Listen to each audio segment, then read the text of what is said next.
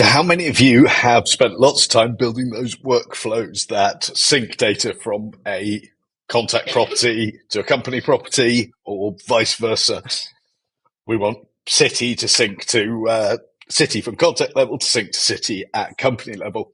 This is no more. We've now got a new type of property in public beta, and actually it looks like it's going to be coming out of public beta very, very soon, 16th of May. Which is a sync property. As with all of these betas, it's simply a case of finding the beta you want and clicking join beta, ticking the box. And as ever, highly recommended that you have a bit of a read through, watch the demo to see it in action, or hopefully this video will help you get some of the way there. But this talks you all the way through it. Once you've switched it on, refresh your portal just to make sure that that the functionality is being deployed. And then we're going to go up to our settings and we're going to go to properties. And you'll note we're here in contact properties. And let's say we want to create our sync property. So I'm going to go to create property. It's contact property. I'm going to put it in a group. And let's say it's city. I'm going to call it city sync just because that gives me an idea of what it is when I'm cleaning up this test portal at some point. If you watched the video from earlier in the week, you'll know that we've now got this option for sensitive versus not sensitive data. In this case, let's leave it as not sensitive and we'll move on.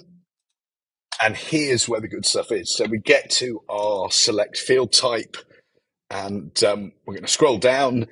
And here we go. It's stored under other. It might be, you might struggle to find it once it's come out of beta, unless you just remember it's stored as an other type of property. Now I'm going to click on that and we'll move on. And then we're going to set up our city sync property. So we're going to choose the source record type. And it actually took me a moment or two to get my head around this. But this is the where we're pulling that data from. So in this case, it's going to be a company record, and we're going to choose the company property, let's say city.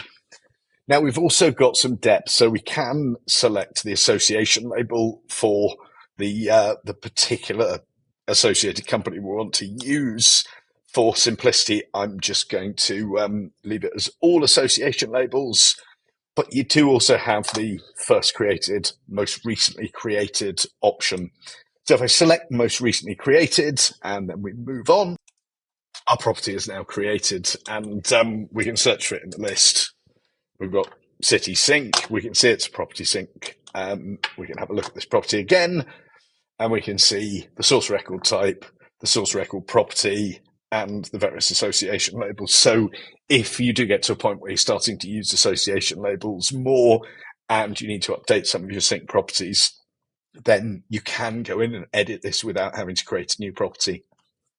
Hope this is useful. Hope you're excited by not having to build those wretched property syncing workflows anymore, and go and turn this on and get it working for yourselves.